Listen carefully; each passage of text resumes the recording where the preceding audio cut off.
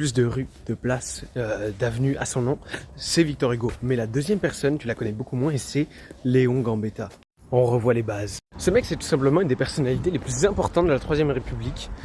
Et c'est d'ailleurs lui qui la proclame le 4 septembre 1871. Pour un peu de contexte, en fait la France, elle est en guerre contre la Prusse et on est sous le Second Empire. Sauf que Louis-Napoléon Bonaparte, eh ben, il se fait capturer le 1er septembre pendant la bataille de Sedan. Et Gambetta, lui, c'était un républicain chevronné, tu vois, depuis 1869, il militait pour le retour de la République, etc.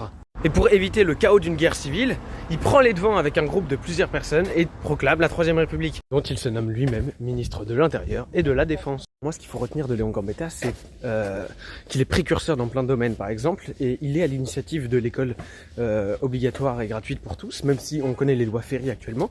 En fait, Ferry, il n'a pas fait ça tout seul. Et Gambetta, il a largement contribué à ça. Et en 1870, justement, en fait, Paris est encerclé par les Prussiens. Et donc, il prend un ballon d'air chaude et il fuit vers Tours pour continuer à diriger le pays, en fait.